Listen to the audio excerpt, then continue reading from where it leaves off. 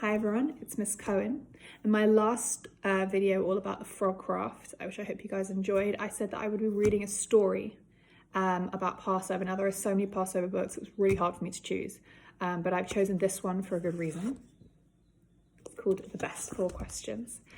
And I really love this book because it talks about something in the Seder meal. Do you remember the Seder meal? It's this meal that's eaten over the holiday of Passover for Jewish people. And it talks about these 4 questions. Now, as a teacher, I love questions. Questions are the way that we learn.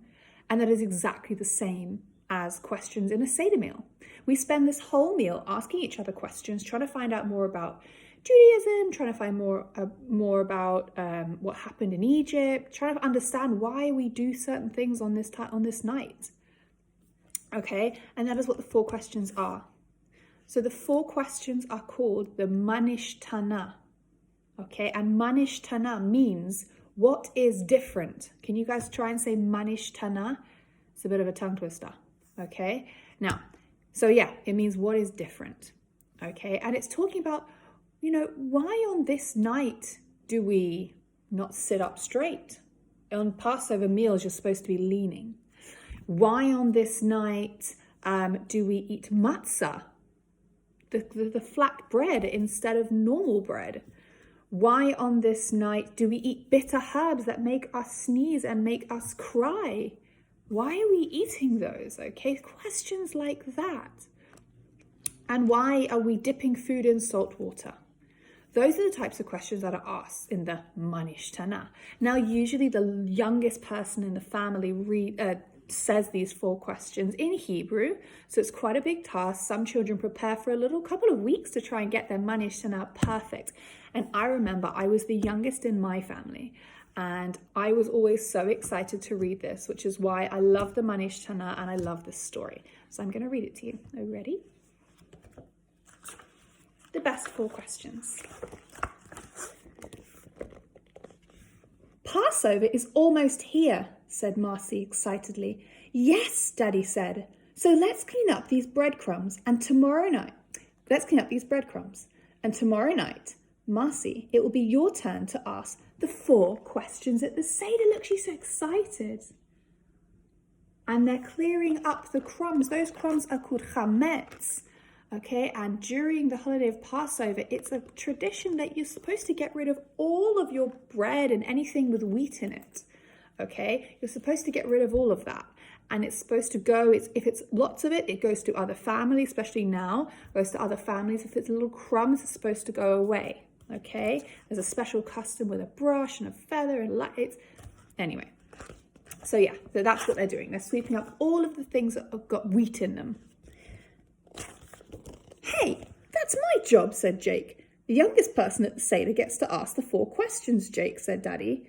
Now that Marcy's learned to read, it's her turn to ask them. She's going to mess it up, grumbled Jake. Oh, he's not happy. He's not happy at all because it's, if you have younger siblings, there's an age where they can suddenly do it and you won't be able to do it anymore. Marcy remembered her brother asking the 4 questions at the Seder last year. The grown-ups all said they were proud of him. I think she wants to feel like someone's proud of her too. Marcy was sure she could do a great job with the 4 questions. After all, she knew a lot about questions. She asked them all the time. Why does that man have hair in his ears? Can I have a pet elephant? Are we there yet? Asking 4 questions on Passover would be easy, thought Marcy, and hers would be the best ones ever. So she thought, well, I ask questions anyway, so asking questions on this night is just going to be the same thing. A little more tricky. I'll help you learn them, said her mother. But Marcy didn't want help. Can't I do it by myself, she asked. That's 1 question already, Marcy grinned and skipped off to her room. So she is not thinking that the questions are anything different than her normal ones. A little later, Marcy called out, should I wear my ruffled dress or the one with polka dots? Will Aunt Jessica be there? Can I bring my hamster? Do I need a sweater? She's asking a lot of questions, isn't she? Enough questions, said her mother. It's time to get ready for the Seder. But Marcy was getting ready. Can't you see I'm working on my questions? She said. Uh-oh. At Grandma and Poppy's house, Marcy thought of more questions. Is that the Seder plate? What's on it? Can I carry it to the table? We know what's on that Seder plate, don't we? The egg, haroset, shank bone.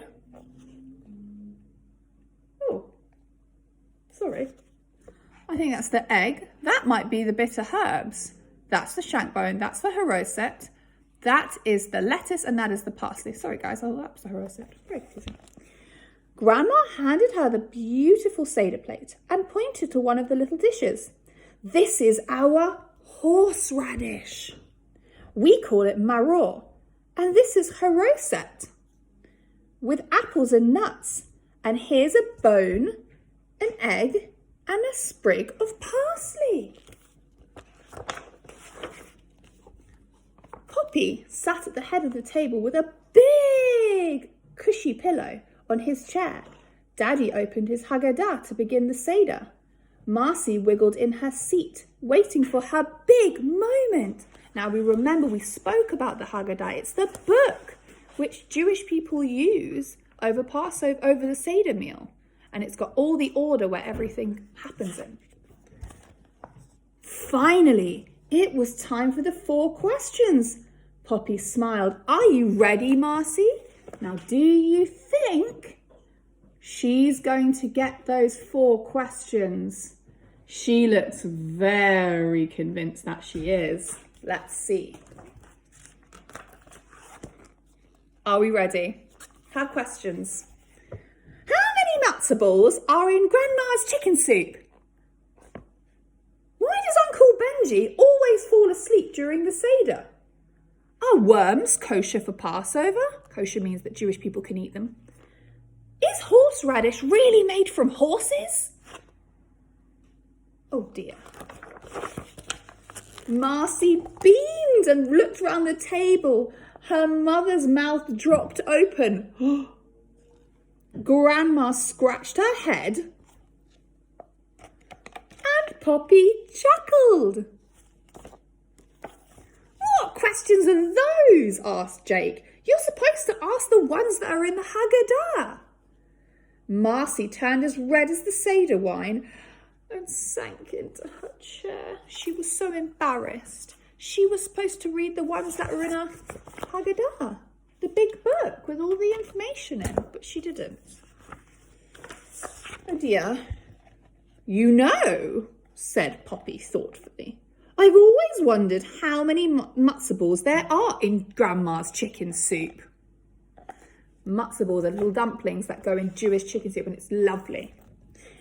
And I know Jake's eating habits, asked Daddy. We should probably find out if worms are kosher for Passover. Everyone took turns answering Marty's excellent questions. So actually, they thought these were good questions too. Why not answer them? There are 24 matzo balls in my pot of chicken soup, said Grandma. Can you tell your Ada what 24 is? Horseradish is a spicy vegetable, not part of a horse, said Aunt Jessica.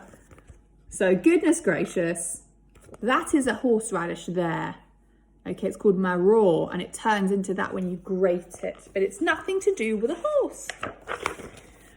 Worms aren't kosher anytime, said her mother. Plus, they're just plain gross. And I do not fall asleep at the Seder, huffed Uncle Benji, though sometimes I rest my eyes a bit. Sounds like you fell asleep to me. Then, Poppy said, maybe Marcy would like to read the 4 questions from the Haggadah now. Marcy looked down at the book. There were some awfully big words. Can Jake read them with me? Asked Marcy. That's another question, Jake said, but he grinned.